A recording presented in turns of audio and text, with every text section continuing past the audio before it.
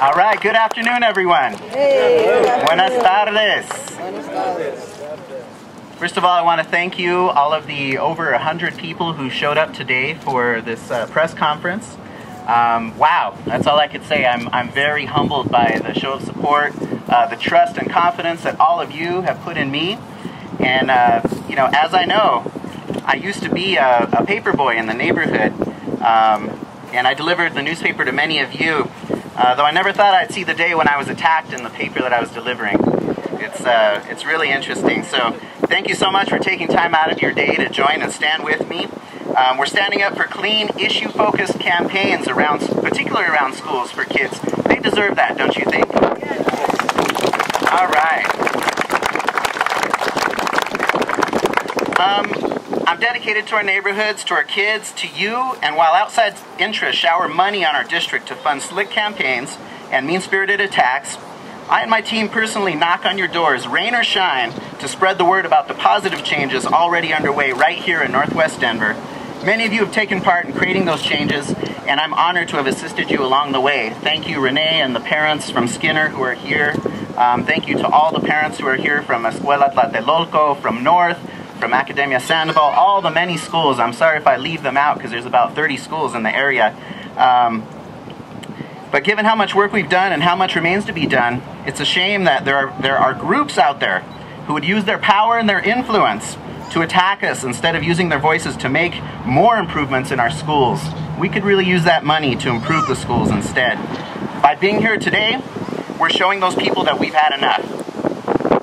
We've had enough of the callous, cynical attacks that suggest that Northwest Denver voters don't know enough to make up their own minds about how to vote, and we suggest that we will do anything we have to cast an informed vote. I'm so proud of this community. We've had enough of those who selectively distort the record and twist the truth to fit their goals, instead of focusing on our individual abilities and merits as candidates and the issues that affect children. We've had enough of those who claim to support reform and progress, but waste our time and our money deliberately trying to divide us into opposing sides. They want us to be in the union versus the anti-union group, the charter versus the anti-charter group. They want us to be anti-superintendent and pro-superintendent. They want us to be in these extreme sides that don't help anyone. There should only be one side in this discussion, the side of Denver's kids, parents, teachers, and the community members.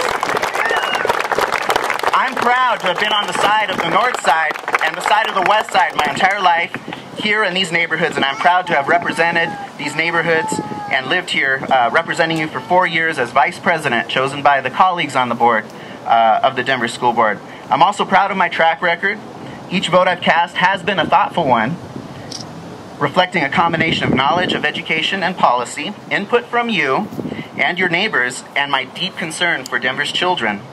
I don't vote according to some strict party line or agenda, and never will, because you deserve better than that. You deserve a representative who listens to you, even as he thinks for himself. You deserve a representative who cares enough to think about the long-term impact of policy, instead of rubber stamping whatever so-called reform happens to be in style at the moment. And you deserve a representative who's focused on what's doing right for this community and not what looks good to powerful, moneyed special interests. So let's take this moment to say no to divisive rhetoric and shameful attacks.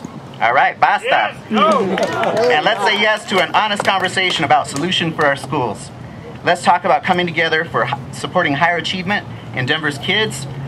Let's ensure that we get back to the issues and make sure that people address those issues. Number one, first and foremost, getting back to what we all agree on, which is early childhood education. Refocusing on that to close the achievement gap between white students and Latino and African American students. A full and rich curriculum for each and every student, because it's not just the students in the southeast side of town or the northeast side of town that deserve integrated arts, music, foreign languages, drama.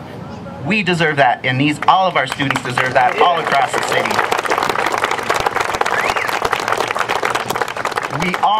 We are all engaged in reform around creating a longer school year, a longer school day, and finding ways to have a smaller teacher-to-student ratio. We are all dedicated to finding those alternative paths for students who need a second chance and who've fallen through and need that safety net. We are all for a culturally relevant and engaging curriculum that engages our parents and our diverse learners. And most importantly, we are all dedicated to meaningful parent engagement that really affects student achievement. So though we've made progress, impressive progress in schools around the district, there's much more work to be done. We simply can't do that if we keep spending our time, energy, and resources on petty distractions and hurtful and expensive attacks. I ask you to keep these issues in mind as you begin casting your votes this week. Your ballots will arrive tomorrow, and I ask you in joining me to resist the ugly side of politics. Let's move forward with positivity for the city of Denver and for the kids. Thank you all very much for coming out. I really appreciate it.